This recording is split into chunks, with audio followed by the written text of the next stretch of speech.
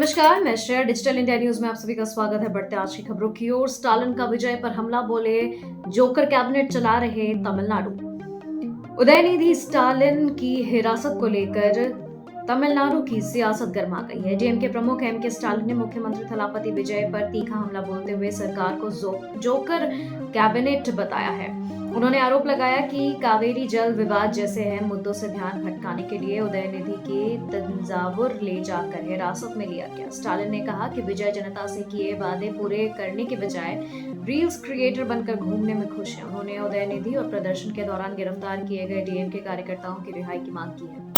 शेख हसीना के कार्यक्रम से भारत सरकार ने किया किनारा। एमईए ने साफ की स्थिति। भारत सरकार ने शेख हसीना के प्रस्तावित वर्चुअल मीडिया कार्यक्रम से दूरी साफ कर दी है। विदेश मंत्रालय ने कहा है कि यह कार्यक्रम एक निजी मीडिया संस्था आयोजित कर रही है और सरकार को इससे कोई संबंध नहीं है। एमईए ने यह भी स्पष्ट किया कि मंच पर व्यक्त विचारों का भारत सरकार समर्थन नहीं करती। रिपोर्ट्स के मुताबिक 5 अगस्त को नई दिल्ली से शेख हसीना का वर्चुअल संबोधन प्रस्तावित है। बांग्लादेश ने इस पर चिंता जताई है। वहीं भारत ने बांग्लादेश के प्रधानमंत्री तारिक रहमान को सितंबर में होने वाले ब्रिक्स आउटरीच सत्र के लिए भी आमंत्रित किया है। डिजिटल अरेस्ट पर सुप्रीम कोर्ट सख्त। आरबीआई को 4 हफ्ते में एसओपी बनाने का आदेश। देश में बढ़ते डिजिटल अरेस्ट और साइबर फ्रॉड के मामलों पर सुप्रीम कोर्ट ने सख्ती दिखाई है। सीजेआई सूर्यकांत की अध्यक्षता वाली पीठ ने आरबीआई को मूल्य अकाउंट्स और साइबर फ्रॉड से जुड़े बैंक खातों से निपटने के लिए 4 हफ्तों में एसओपी तैयार करने का निर्देश दिया। कोर्ट ने राज्यों से साइबर क्राइम सेंटर और E0 एफआईआर सिस्टम जल्द लागू करने को कहा है। अदालत के मुताबिक 2024 में डिजिटल अरेस्ट की 1,23,672 शिकायतें थी, जो 2025 में घटकर 98,249 और 30 जून 2026 तक 16,377 रह गई है। CWG 2030 की मेजबानी पर घमासान। दीपेंद्र हुड्डा बोले, मेडल हरियाणा देता है, खेल गुजरात में क्यों। भारत को 2030 कॉमनवेल्थ गेम्स की मेजबानी मिलने के बाद सियासत तेज हो गई है। कांग्रेस सांसद दीपेंद्र हुड्डा ने गुजरात को मेजबानी दिए जाने पर सवाल उठाते हुए हरियाणा को मेजबान या सह मेजबान बनाने की मांग की। उन्होंने कहा कि हरियाणा के खिलाड़ी देश के लिए सबसे ज्यादा पदक जीतते हैं और इस पर ओलंपियन बबीता फोगाट ने भी हुड्डा पर पलटवार करते हुए कहा है कि 2010 में दिल्ली में सीडब्ल्यूजी होने पर उन्होंने आपत्ति क्यों नहीं जताई। उन्होंने हुड्डा पर हरियाणा में बड़े खेल आयोजन न कराने पर भी आरोप लगाया है।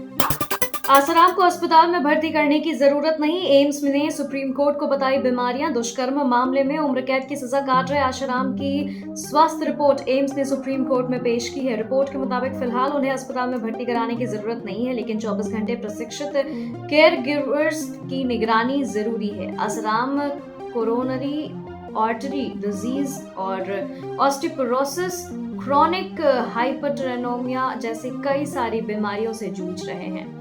आपको बता दें कि आसाराम ने अपनी दोष सिद्धि और उम्र कैद की सजा पर रोक लगाने की मांग की है। मामले की अगली सुनवाई गुरुवार को होगी। उदयनिधि स्टालिन को बड़ी राहत। पूछताछ के बाद रिहाई का हाईकोर्ट का निर्देश। मद्रास हाईकोर्ट ने डीएम के नेता उदयनिधि स्टालिन को बड़ी राहत देते हुए निर्देश दिया कि पूछताछ पूरी होने के बाद उन्हें रिहा कर दिया जाए। पुलिस ने अभिनेत्री त्रिशा और मुख्यमंत्री विजय को लेकर कथित विवादित टिप्पणी के मामले में उन्हें हिरासत में लिया था। सरकारी वकील ने कोर्ट को बताया कि उदयनिधि को रिमांड पर भेजने का कोई इरादा नहीं है और जांच के लिए ही उन्हें तंजावुर ले जाया गया है। कोर्ट ने कहा कि पूछताछ के बाद उन्हें जाने दिया जाए, हालांकि जरूरत पड़ने पर उदयनिधि को जांच में सहयोग करना होगा। सुनेत्रा पवार को गूंगी गुड़िया कहने पर महाराष्ट्र में सियासी घमासान। महाराष्ट्र की डिप्टी सीएम सुनेत्रा पवार को कांग्रेस की ओर से गूंगी गुड़िया कहे जाने पर सियासत गर्मा गई है। एनसीपी ने कांग्रेस पर महिलाओं का अपमान करने का आरोप लगाते हुए कड़ा विरोध जताया। धनंजय मुंडे और छगन भुजबल ने कांग्रेस की भाषा की आलोचना की है, जबकि सीएम देवेंद्र फडणवीस ने इसे राजनीतिक मर्यादा गिरने का उदाहरण बताया है। दूसरी ओर रोहित पवार ने कहा कि बयान का संदर्भ महत्वपूर्ण है और सुनेत्रा पवार को खुद सवालों का जवाब देना चाहिए था। विवाद ऐसे समय बढ़ा है जब एनसीपी के दोनों गुटों के संभावित विलय की अटकलें जारी है। असम में बाढ़ का रेल सेवाओं पर असर, 11 ट्रेनें रद्द और 8 की रूट बदले। असम में भारी बारिश और बाढ़ के कारण तनसुकिया रेल डिवीजन में रेल सेवाएं प्रभावित हुई। नॉर्थ ईस्ट फ्रंटियर रेलवे के मुताबिक 4 और 5 अगस्त को 11 ट्रेनें रद्द की गई, जबकि 8 ट्रेनों को वैकल्पिक मार्गों से चलाया जाएगा।